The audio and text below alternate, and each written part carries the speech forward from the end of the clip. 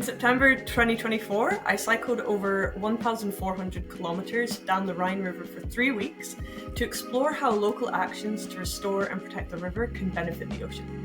You can join me on this 9-part series where I explore different topics with local people along the river that are driving positive change. So just over halfway into my journey at around about 900 kilometers, I had the privilege of meeting Daniel Heintz, the Executive Secretary at the International Commission for the Protection of the Rhine, or the ICPR, which is based in Koblenz in Germany.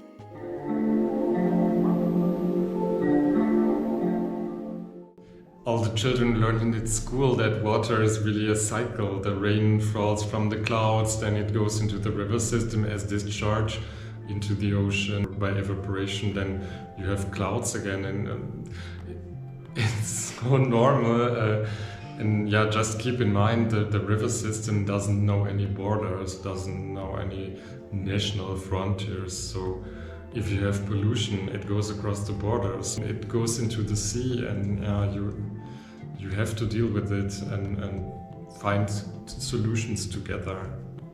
I chatted with Daniel about how the ICPR facilitates cooperation between the 9 states in the Rhine watershed. The ICPR is a platform for the member states and for the states in the Rhine River basin to organize themselves and cooperate on questions that they cannot solve on national level alone.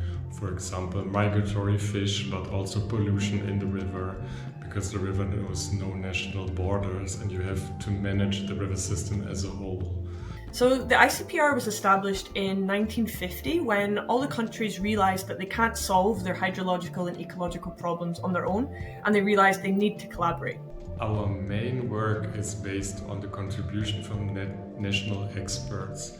So we have international expert groups on all kinds of topics, for example, migratory fish, chemical monitoring of the water quality, biological monitoring, and the national states in the Rhine Basin send their national experts to our international expert groups meetings.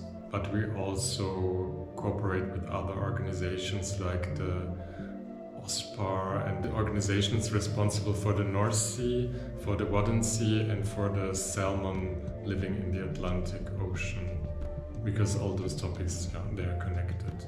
While significant progress has been made towards managing the Rhine as a whole, Daniel explained to me that there is a need for even greater collaboration in the future, so a move away from siloed thinking towards collaboration across all river sectors and also marine organizations as well. I think it's going to be better in the future.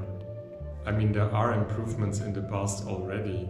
Now each group develops its own plan, but we talk to each other a lot, and that way we ensure that the plans are coherent. In the past, I think one day it used to be different. People didn't even talk to each other, and that has improved a lot, but maybe in the future it can even merge more towards a common plan.